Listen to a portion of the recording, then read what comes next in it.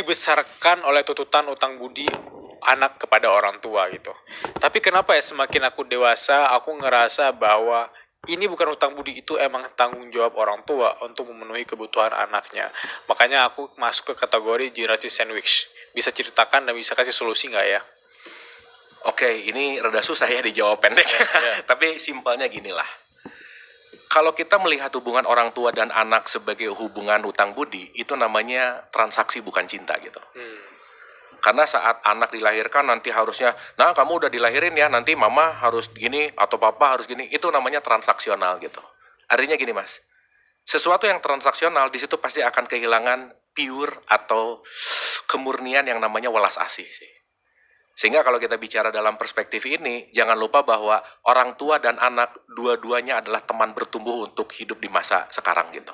Artinya, kalau kita masih ngelihat ini orang tua, ini anak, ini yang lebih tua, ini yang lebih muda, ini yang harus nurut dan lain-lain, lupa bahwa dua-duanya adalah becoming person yang dua-duanya masih perlu yang namanya belajar gitu. Makanya, kenapa orang tua disebut orang tua, alasannya cuma satu, karena dia lahir lebih dulu, dia punya pengalaman lebih banyak, tapi belum tentu benar. Belum tentu lebih baik. Belum tentu gitu. Itu satu. Yang kedua, kalau saya pakai wisdom secara, let's say, pinjam dari perspektif teologis, anak tidak lahir dari ibunya, tapi anak lahir melalui ibunya. So, anak bukan properti kamu gitu. Dimana setiap anak, itu pasti punya benih yang siap tumbuh dengan benihnya itu sendiri. Saat orang tua nggak ngerti benihnya anak, let's say anak ini benihnya cabai, tapi orang tua menginginkan durian, maka mendurian-duriankan cabai, itu pasti banyak masalah gitu. So artinya keep on learning mas. Turunkan ego orang tua, turunkan ego anak, dua-duanya adalah makhluk pembelajar.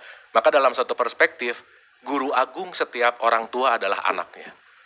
Karena anak adalah guru terbaik buat orang tuanya. Dan dua-duanya adalah proses pembelajaran gitu. Nah jadi saat nanti mengerti gitu ya bahwa ya sorry misalkan ini anak durhaka lah, siapa tahu yang durhaka orang tuanya, kita nggak tahu.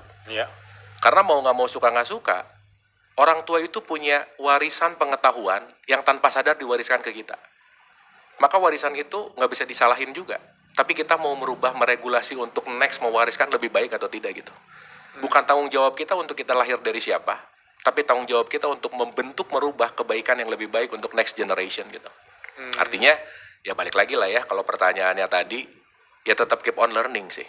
Karena mau nggak mau, suka nggak suka, ini adalah sesuatu hal yang perlu dipelajari dan perlu dirubah dalam perspektif mindset dan kesadaran gitu. Ya, dan keep on learning di sini Keep on itu learning untuk sih, Mas. dua-duanya. Dua-duanya. Gitu ya.